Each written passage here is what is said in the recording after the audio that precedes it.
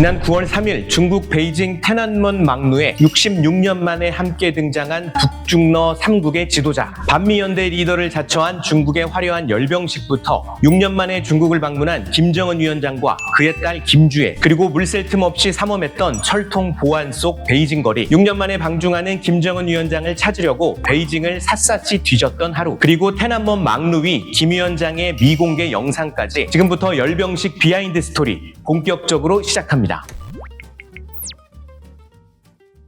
안녕하세요. 동아일보 김철중 베이징 특파원입니다. 9월 첫째 주 전 세계 시선이 중국 베이징에 집중됐습니다. 중국의 항일전쟁 승전 80주년 열병식이 열렸기 때문이었죠. 덕분에 저희 베이징 특파원들도 무척이나 바쁜 일주일을 보냈는데요. 특히 이번 열병식에는 북한의 김정은 국무위원장이 전격 참석하면서 말 그대로 핫한 이벤트가 됐습니다. 열병식 같은 큰 행사가 열릴 때면 2, 3주 전부터 통제가 시작됩니다. 베이징으로 들어오는 택배는 모두 뜯어서 내용물을 확인한 뒤 다시 포장해서 집으로 배송됩니다. 이번 열병식을 앞두고는 그 정도가 심했는데요. 헤어스프레이를 하나 주문했다가 폭발 위험이 있는 화기라는 이유로 한 달 넘게 배송을 받지 못했습니다. 열병식 전날이었던 2일에는 보안 경계 수준이 최고조에 달했습니다. 바로 김정은 위원장이 베이징에 도착하는 날이기 때문이었죠. 저도 이날 김 위원장이 타고 올 기차를 확인하려고 베이징역에 나갔는데요. 베이징역은 마치 군사 요새를 방불케 했습니다. 역사 안의 식당들은 오후 1시가 되자 전부 문을 닫았고요. 북한의 특별열차가 들어오는 1번 플랫폼이 보일 만한 공간에는 전부 가림막이 쳐졌습니다. 역 외부도 마찬가지였습니다. 약 5m마다 공안들이 배치됐고 베이징역이 내려다 보이는 성곽길도 진입이 통제됐습니다. 김 위원장의 열차가 도착했던 오후 4시쯤이 되자 검문건색 때문에 주변 거리를 걷는 것조차 어려웠습니다. 2019년 방중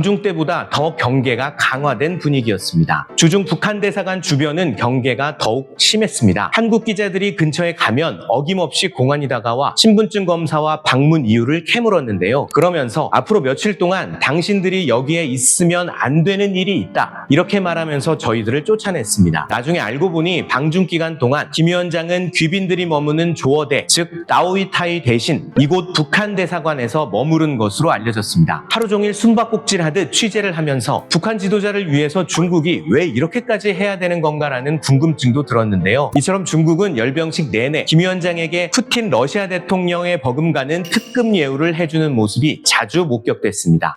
열병식은 현지 시간으로 오전 9시 시작이었는데요. 외신 기자들은 이보다 약 6시간 전인 새벽 2시 45분에 미디어 센터에 집결하라는 통지를 받았습니다. 이후 3차례에 걸쳐 보안 검사를 받아야 했는데요. 비행기를 탈 때보다 더 깐깐한 검사였습니다. 휴대폰과 노트북을 제외하고 승인받지 않은 전자기기들은 모두 가지고 들어갈 수 없었습니다. 보조 배터리도 중국 정부의 공식 인증 마크가 있는 용량 16,000A 이하인 제품만 가능했습니다. 셔틀버스를 타고 베이징 도심 한복판을 지나 행사장으로 향했는데요. 도로에는 차도 사람도 모두 치워져 있어서 마치 시간이 멈춘 도시 같았습니다. 동이 틀 때쯤인 오전 6시쯤 드디어 행사장 인근에 도착했습니다. 열병식이 열리는天安門 광장 주변에는 약 5만여 석의 관람석이 마련됐습니다. 외신 기자들 뿐만 아니라 전국 각지에서 초청받은 중국인들이 관람석을 가득 메웠습니다. 중국의 농구 스타 야오밍, 파리올림픽 여자 테니스 금메달리스트 정친원, 그리고 액션 스타 견자단 등 유명인도 대거 참여했습니다. 中国人民抗日战争暨世界反法西斯战争胜利80周年大会现在开始。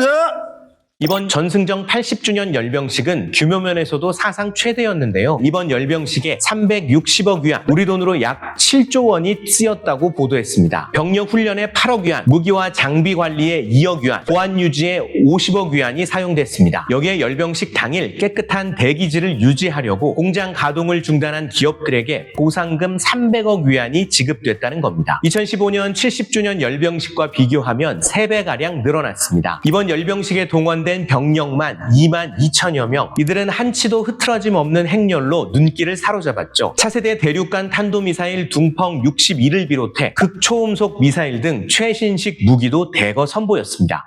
이번 열병식에서 가장 눈길을 끈 한 사람, 역시 북한의 김정은 위원장입니다.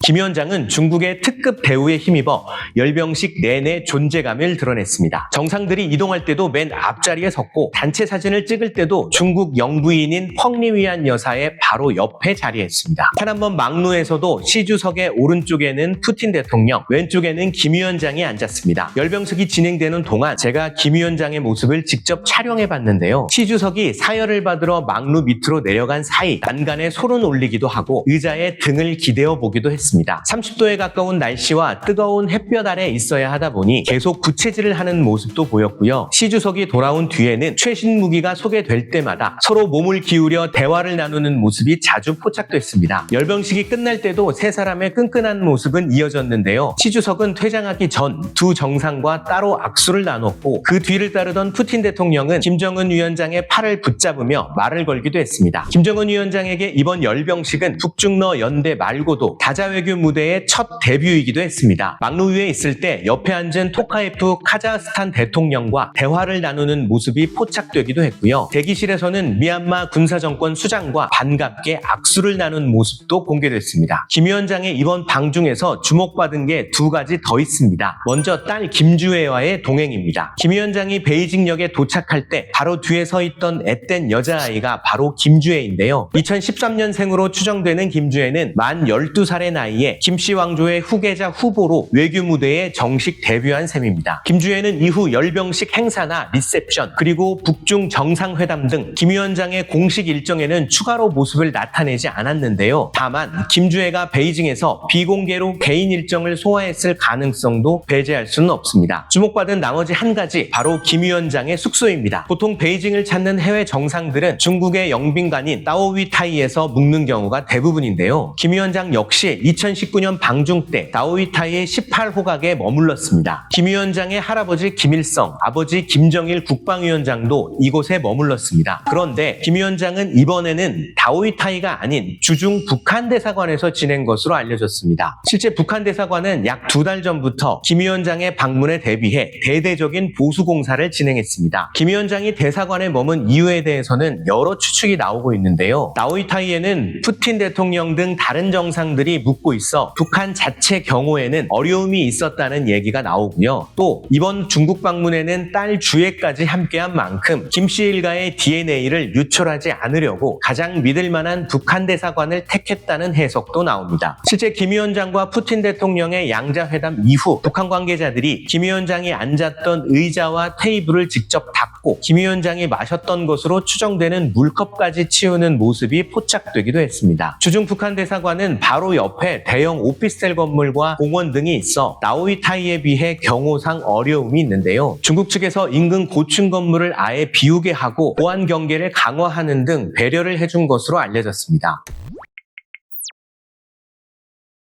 북중러 정상이 함께 태난문 막루 위에 선 건 1956년 김일성, 마오쩌둥, 후르쇼프 이후 66년 만인데요. 중국은 이번 열병식을 통해 서방 세력에 대항하는 북중러 삼각연대를 전 세계에 과시했습니다. 중국이 미국에 보내는 선전포고이자 신냉전 시대의 신호탄이라는 분석도 나오고 있습니다. 앞으로 중국이 펼칠 외교 전략을 유심히 지켜봐야 하겠습니다. 그럼 다음에도 재밌는 중국 소식으로 다시 찾아뵙겠습니다.